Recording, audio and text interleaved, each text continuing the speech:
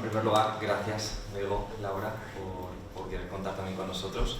Bueno, yo estoy muy emocionado porque es la primera vez, me siento un poco raro porque es la primera vez que estoy aquí dando como una charla de esto sin ser ya alumno de aquí, entonces bueno, me hace también mucha ilusión volver a casa.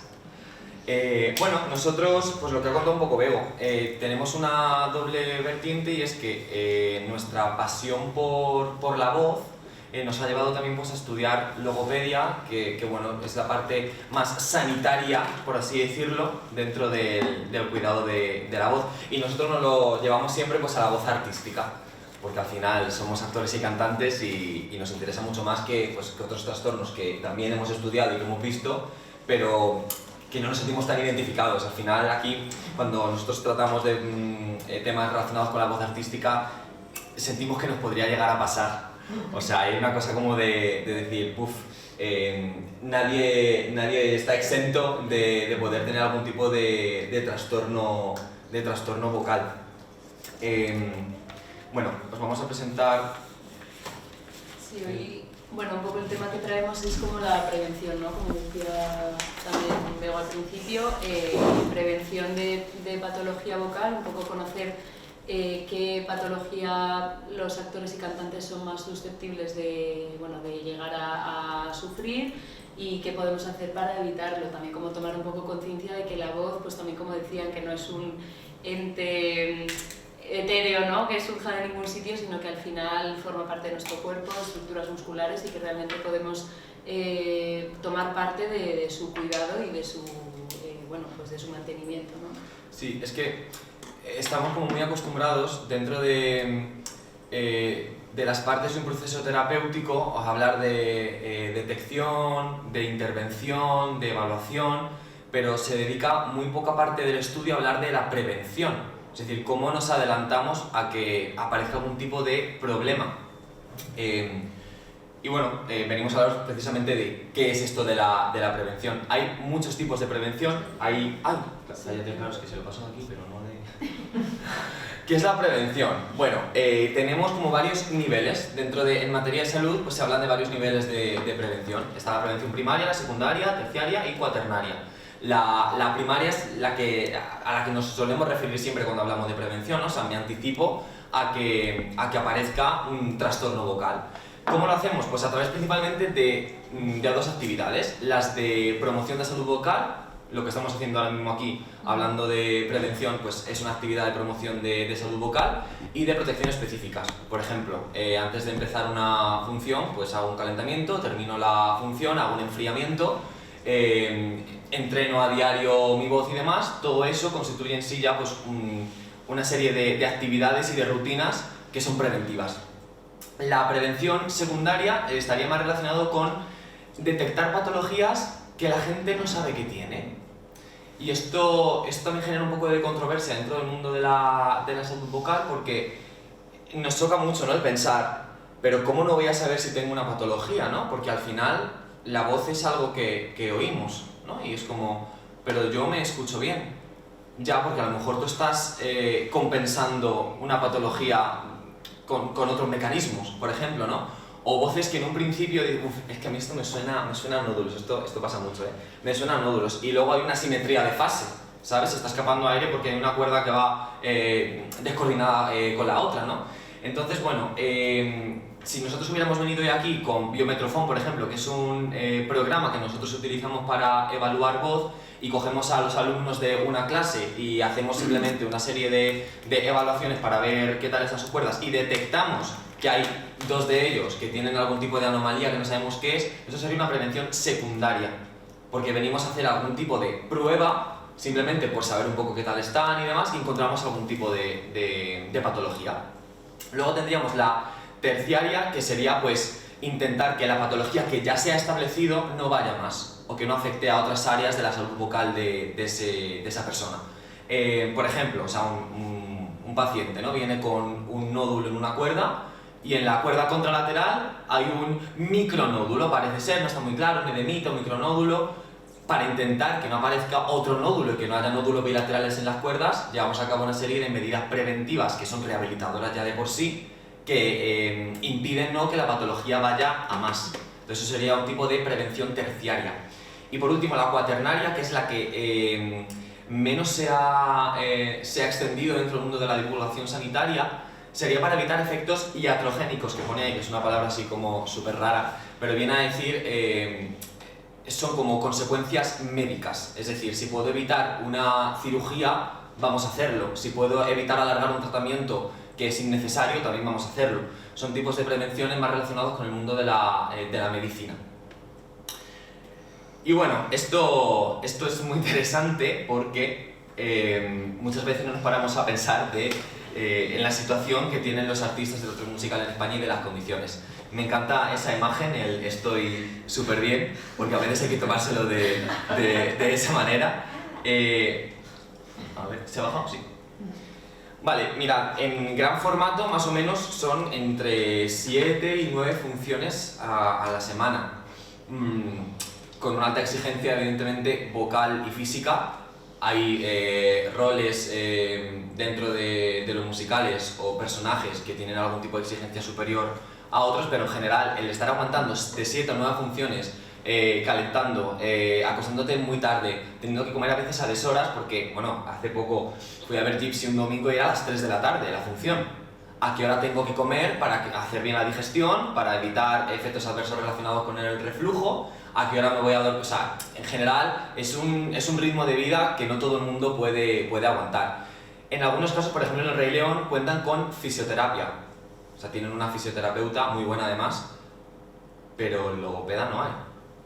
No hay logopeda en prácticamente ningún sitio. De hecho, cuesta que se nos relacione con el mundo de la voz.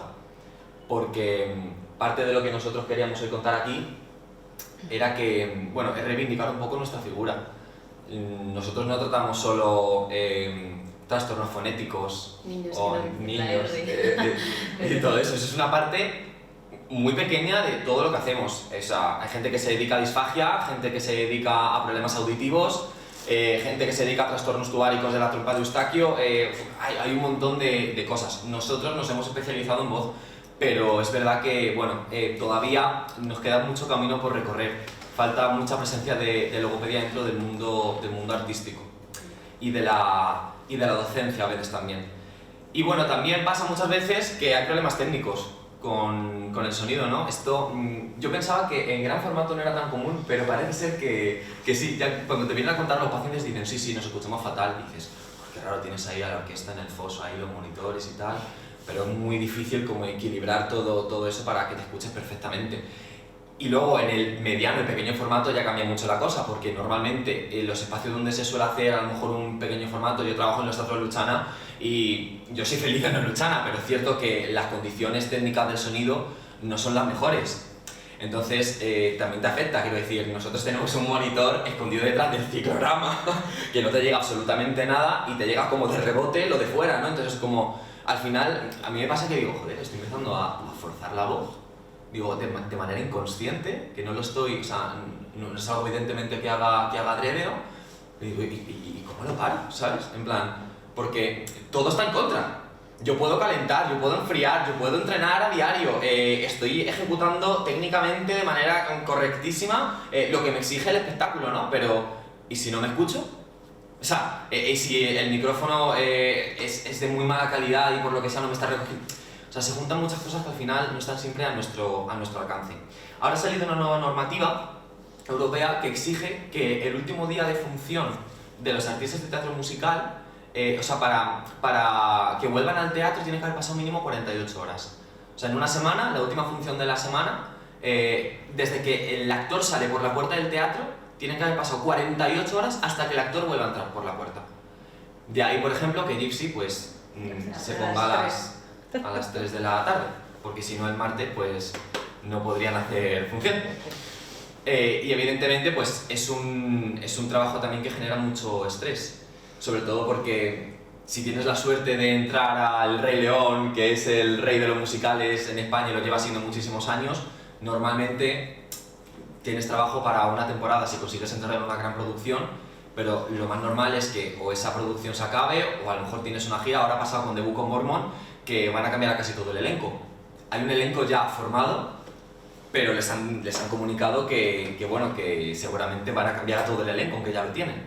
Entonces, aun estando ya en una producción que dices tiene cierto bagaje ya, ¿no?, en los escenarios aquí en España, no estás exento de que mañana pues te puedan prescindir de ti. Entonces también eso genera ansiedad, estrés y tiene efectos sobre la voz. Bueno, ya te dejo hablar, perdóname. Vale, y un poco con lo que venía diciendo Coque, que realmente es muy importante también un poco reivindicar esas condiciones, ¿no? Que al final hay cosas que se escapan de tu capacidad, pero bueno, en cuanto a se juntan esos factores con que muchas veces también quizá no conocemos del todo nuestro instrumento, quizá no sabemos utilizarlo de manera óptima o no le prestamos el cuidado y la atención que merece, y al final creo pues eso, que también conocer un poco las cosas que somos más susceptibles de padecer y por qué se producen, pues nos ayuda también a prevenirlas un poco. Entonces, en cuanto a la prevalencia, las patologías vocales más comunes en actores y cantantes, tendríamos, bueno, que probablemente os suenen algunas, espero que no por experiencia propia, pero nódulos y pólipos quizás son aquello que más nos suena, ¿no? Lo tenemos ahí en la cabeza. Es patología vocal que normalmente sucede por un abuso vocal, es decir, hay veces que ni siquiera tiene que ver con una mala técnica, ¿no? O sea, con que estemos utilizando mal nuestro instrumento, sino con eso que hablaba Coque también de 7-8 funciones a la semana, descansando mal, tal, pues aunque yo lo esté haciendo todo perfecto, al final está habiendo un abuso vocal y puede ser que ocurra una patología vocal por eso. También a veces sí que puede ser, pues eso, por una mala técnica o, por no decir mala, ¿no? Pero quizá no del todo construida o no del todo perfeccionada, que nos puede llevar a eso. Y es digamos que los nódulos y los pólipos son algo como muy visible, ¿no? Es algo que directamente es orgánico, anatómico y está obstaculizando como el cierre, por ejemplo, de las cuerdas vocales. Pero también tenemos, por ejemplo, la disfonía por tensión muscular, que quizás es menos conocida. Es una patología funcional, es decir, yo no veo que haya nada, ¿no?, en las cuerdas vocales, pero sí que es verdad que esa biomecánica, ese patrón fonatorio que tienen las cuerdas vocales, pues está alterado, ¿no?, de alguna manera. Puede venir también a lo mejor de que hayamos tenido un resfriado, hayamos estado un poco más inflamados y entonces hayamos tenido que compensar, lo que decía también Coque, como esas técnicas compensatorias, ¿no?, para que no se note que me pasa algo, como además tengo que sobrellevar esas 7-9 funciones a la semana y si me pido la baja cobro menos, ¿sabes? Como estas cosas, ¿no? Entonces tengo que sacar adelante y por compensar una patología que puede existir estoy desarrollando un patrón de sobreesfuerzo y de tensión muscular, y esto es bastante frecuente. Y luego tendríamos, bueno, los edemas, que también la disfonía por tensión muscular también podría venir de un edema, simplemente una inflamación, ¿no?, de las cuerdas vocales, que bueno, pues que también es bastante frecuente porque se produce mucho por ese abuso vocal, ¿no? O sea, mucho sobreesfuerzo, poco descanso, le damos poco descanso a la voz, mucha exigencia sobre todo, porque es que al final el teatro musical y el teatro y el canto, o sea, te exigen una frecuencia de uso muy alta, con una intensidad muy alta y una exigencia muy alta. Entonces es estar a tope mucho tiempo, por decirlo así fácilmente, pero es que es la realidad. Entonces hay muchas veces que se resienten las estructuras y tendríamos, bueno, ya en caso así como más extremo, las hemorragias, que también ocurren. Es verdad que quizá no es tan sencillo como pego un grito en cualquier momento y tengo una hemorragia cordal, pero sí quizás si estamos pues eso, en un periodo a lo mejor de laringitis, un poco más inflamados, hay un edema previo que no se ha detectado, intracordal, ¿no? O sea, como algo que no se ha visto y hay una patología ya subyacente y de repente por un sobreuso vocal también o algún descuido como la técnica, pues puede ocurrir también una hemorragia que llevaría a una afonía instantánea, ¿no? Y conlleva pues mucho tiempo de rehabilitación también, o sea, es realmente delicado, que parece que no nos puede pasar nada, pero al final puede ocurrir, ¿no? Sí. Entonces pues ya entraríamos un poquito en eso, y vale, pues ¿cómo prevengo? ¿Qué puedo hacer yo, no? Tendríamos, bueno, en cuanto a calentamiento y enfriamiento, nos íbamos a centrar un poquito más en el enfriamiento porque entendemos que el calentamiento quizás está como un poquito más interiorizado, ¿no? Pero bueno, también por recordarlo un poco, sí que tenemos como muy presente, yo creo, Si vamos a bailar o a hacer deporte, pues voy a calentar un poco primero, ¿no? No voy a levantarme de la cama y ponerme a correr una maratón. Sin embargo, a lo mejor sí que me levanto de la cama y me pongo a cantar algo, ¿no? Pues como tener un poquito ese cuidado y esa conciencia de preparar un poco a nuestras estructuras para lo que vamos a hacer. Y en cuanto al enfriamiento, que quizás es un poco más desconocido, sería como esa fase de enfriar un poquito nuestra voz. Si en el calentamiento buscamos un poquito como de ascenso de la laringe, en el enfriamiento buscaríamos más bien un poquito de descenso, como darle a nuestro organismo la sensación de ya va a parar este esfuerzo, ya te puedes relajar un poquito. Lo podríamos relacionar un poco como con estirar un poco, ¿no? Después de bailar, por ejemplo, que también hacemos esto, ¿no? Para que nuestro cuerpo ya no se resienta más.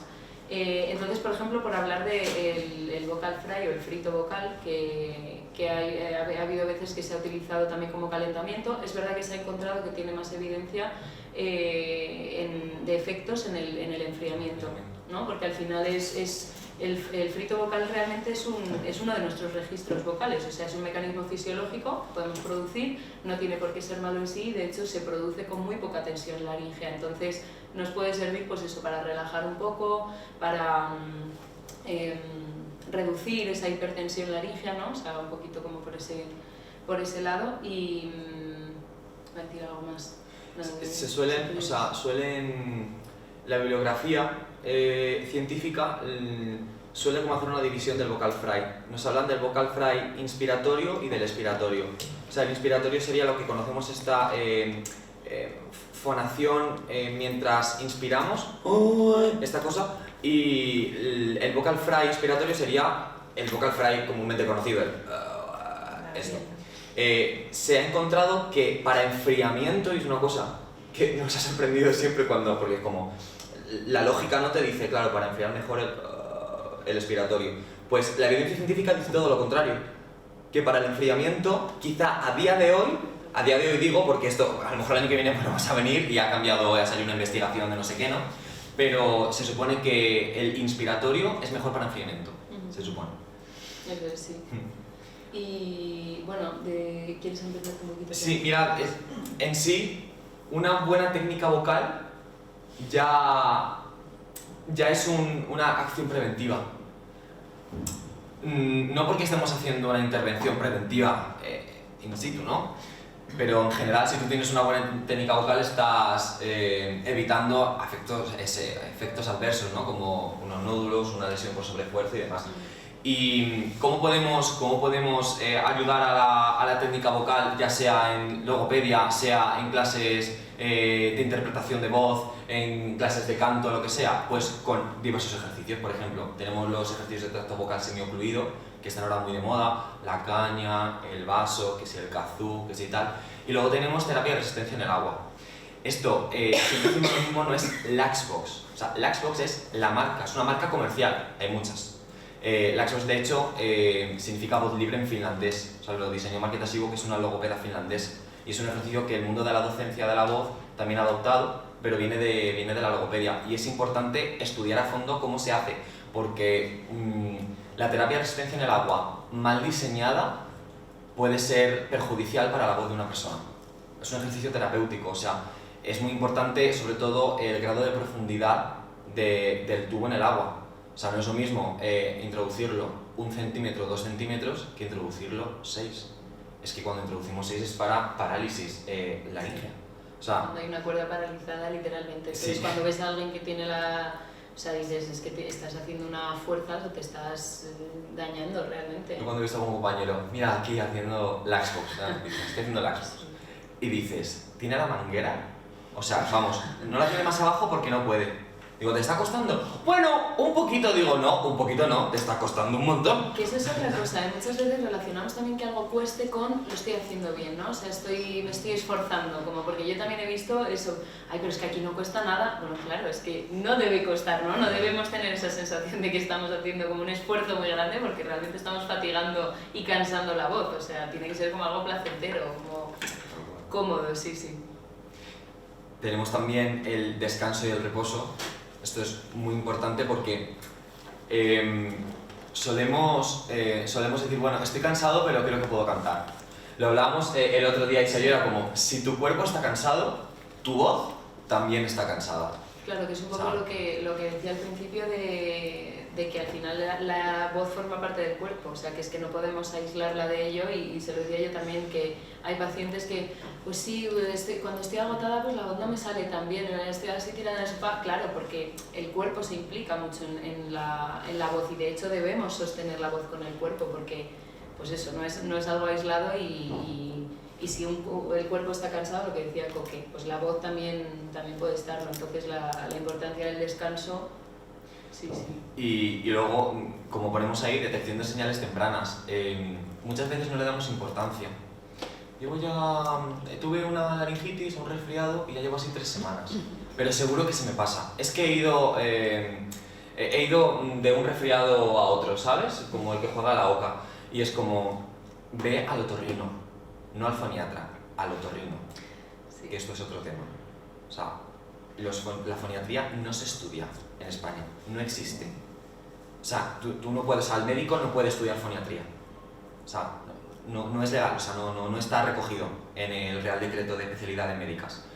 ¿Por qué digo esto? Porque muchas veces la gente busca un foniatra y a lo mejor el otorrino se está haciendo llamar foniatra para que la relacionen con voz. Existen en las aseguradoras privadas, a nosotros nos llaman logofoniatras, porque la gente no nos relaciona con la voz y te llaman a la clínica, hola, busco foniatra, no, tenemos logopeda, no, pero me han dicho foniatra.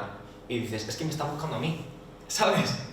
Me está buscando a mí, pero no, claro, su nombre, o sea, sí. Claro, pero ¿cómo le dices a un paciente, te han informado, creo que mal, ¿sabes? Es muy difícil, es muy difícil. Entonces, hay como un poco de controversia a la hora de utilizar la terminología de las profesiones, ¿eh? El especialista médico en voz es el otorrino. O sea, foniatría, las áreas de Barcelona, por ejemplo, sí son foniatras, pero porque se fueron a estudiar a Francia, que sí que está recogido, claro. O sea, en esos supuestos sí, pero muchas veces vas buscando un foniatra y te encuentras un médico rehabilitador, que se hace llamar foniatra. Y bueno, hay médicos rehabilitadores muy buenos, pero hay otros que no lo son tanto y nos hemos encontrado casos un poco especiales. Entonces también es importante como buscar al profesional adecuado que sepa detectar a tiempo si hay algo. Muchas veces es como, ay, estoy fatal, seguro que tal, y vas al otorrino. A mí se me pasa muchas veces, yo pongo el dedo en el cielo. O sea, de repente tengo un poco más de fatiga de lo normal y digo, me voy al otorrino porque seguro que tengo la garganta, no sé qué. Bueno, me pasó, en Navidades estuve de baja 3 días porque tenía una laringitis por reflujo, que ahora hablaremos del reflujo. Y yo ya pensé, digo, bueno, no tengo fonación en agudos, una hemorragia, no sé, yo poniendo grito en el cielo. Y digo, joder, digo, encima, o sea, ¿qué sé de esto, tío? ¿Sabes? Al final estás también como sugestionándote un montón. El exceso de información también te hace rayarte más de la cuenta. Sí. Y esto pasa ahora, vivimos en un mundo en el que si yo quiero enterarme de qué consiste terapia de resistencia en el agua o qué es Laxbox o lo que sea, me meto en internet, lo busco, hay un montón de divulgación en redes sociales y al final el exceso de información también puede hacer que te obsesiones con la voz. Por un lado, es normal porque una patología vocal, el impacto que puede tener sobre tu vida es muy grande si te dedicas a esto, pero por otro lado hay que saber frenar un poco, ¿no? Hay ahora una rama de la psicología que está estudiando mucho el tema de las disfonías psicógenas. Hay mucha gente que dice, tengo un problema, nos ha pasado con algún paciente, no hablando muy bajito, tengo un problema de voz, tal, no puedo hablar, tal. Hacemos la prueba, ¿no? O sea, estás con el otorrino en el estudio de voz, tal.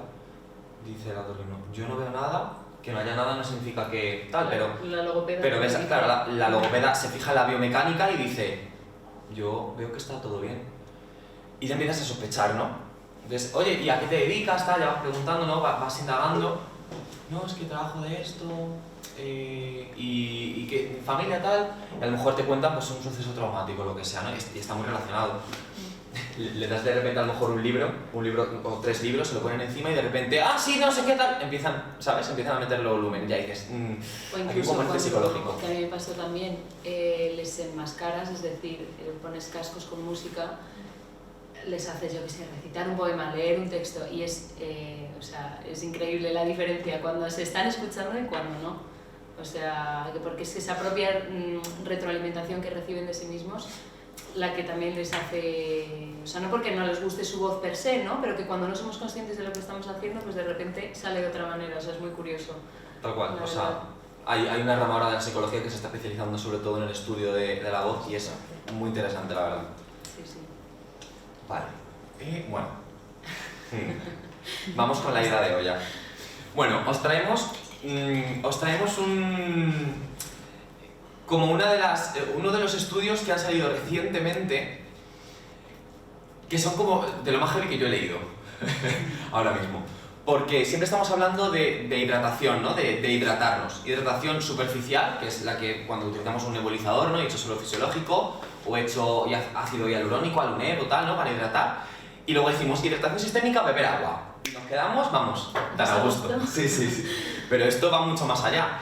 O sea, nos vamos a entrar en hidratación sistémica porque consideramos que la superficial, pues es que todo el mundo, bueno, si no luego nos preguntáis o hablamos de esto, ¿no? Pero que no se le da tanta importancia dentro de la divulgación a la sistémica. Y responde un poco a la pregunta, lo que vamos a hablar ahora, de cómo optimizar la absorción del agua en el cuerpo. O sea, cómo hacer que o mi cuerpo esté más disponible para el agua o que el agua esté más disponible para mi cuerpo. Esto me encanta porque lo explica muy bien Laura Martín, no sé si alguien sabe quién es, personal logopeda de voz maravillosa. Es la coordinadora del experto universitario en rehabilitación fisiológica de la voz de la Universidad de Vitoria y ella es espectacular. De hecho, yo me enteré pues, porque ella lo comentó un día. Que no lo he bajado ahí, ¿verdad? Sí. Tengo que leerlo. Bueno, siempre hemos considerado que hay 3 estados de la materia, ¿no? Sólido, líquido y gaseoso. Pero no solo hay esos 3. No se sabe a ciencia cierta cuál es el estado del agua mitocondrial, que ahora vamos a hablar, ¿no? Que está localizada en las células. Pero es que los seres humanos estamos hechos en parte de agua y el estado del agua de nuestro cuerpo no está en el mismo estado que el agua del exterior, ¿vale? Ni siquiera es igual.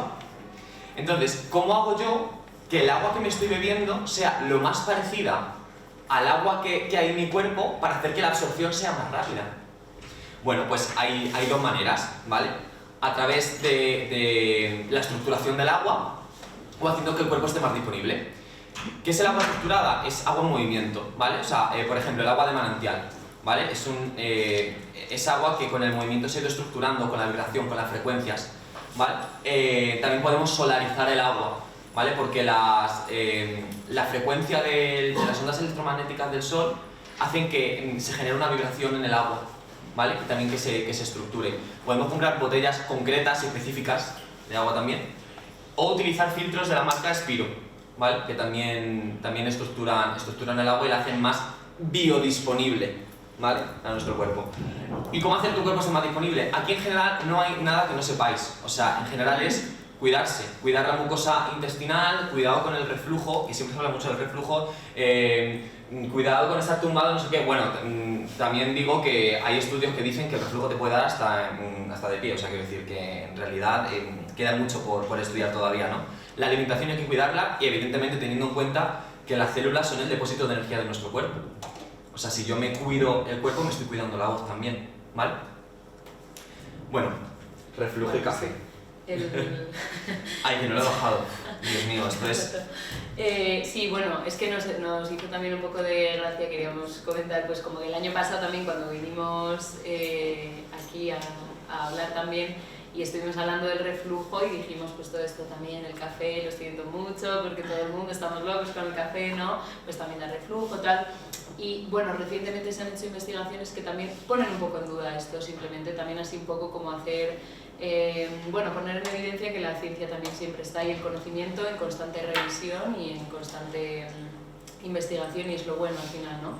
Entonces, bueno, simplemente por destacar un poco que el café, bueno, se supone que también crea como un efecto de deshidratación porque tiene un efecto diurético, ¿no? Entonces esto es cierto, pero ahora pues parece también que es una cantidad diaria, no sé si era como 400 miligramos, no es lo suficientemente diurética como para causar un efecto deshidratante que pueda afectar a las cuerdas vocales. Por otro lado también, que esto, bueno, hay que cogerlo con pinzas un poco, ¿no? Porque es esta cosa de el café no daña directamente a las cuerdas vocales, ¿vale? O sea, ya me lo imagino porque no pasa directamente por las cuerdas, ¿no? Pero al final de lo que nos podríamos quejar del café es como del efecto que produce en el estómago, que nos da un poco de reflujo, y eso sí que podría afectar a las cuerdas, ¿vale? O sea, lo de que no daña directamente, pues bueno, eso con pinzas, porque luego el efecto que produce en el cuerpo sí que podría dañar a las cuerdas en cuanto al reflujo que produce. Sí, es que hay algunas investigaciones que señalan como que relaja el esfínter esofágico superior.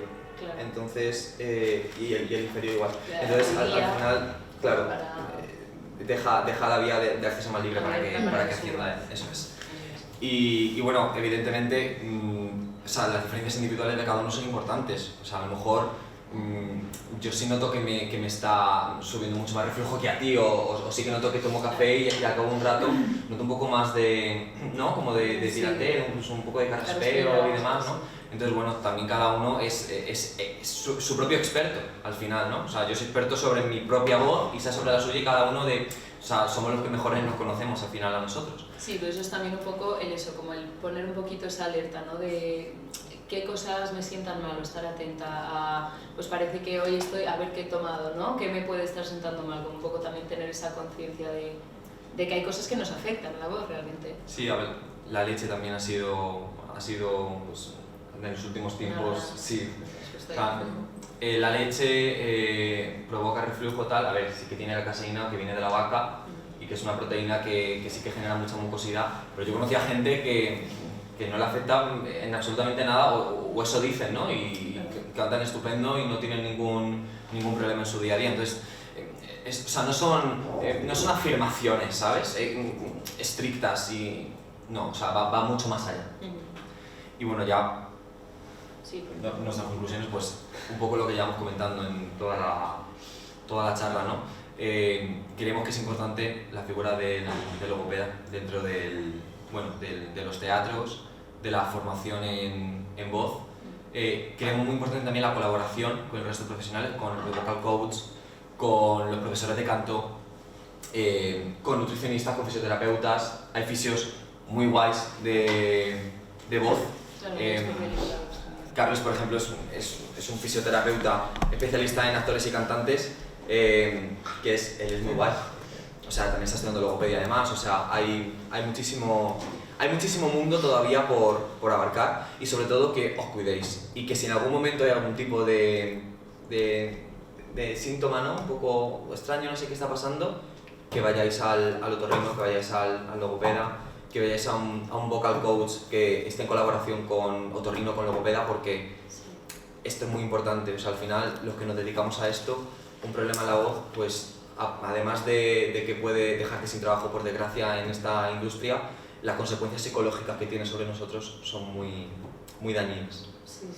También esta parte que la comentaba María, de que la voz tiene como un componente muy identitario también, ¿no? O sea, como es que al final es parte de nosotros, o sea, los pacientes muchas veces resienten también eso como de es que no reconozco mi voz, ¿o no? O sea, como esa parte también, pues sí, que es como un poco una huella de identidad. Cada voz es completamente única y marca un poco también como nuestra personalidad, entonces es realmente limitante cuando hay un problema en la voz, y más para la gente que se dedica a ello y que es su instrumento casi principal junto con el cuerpo.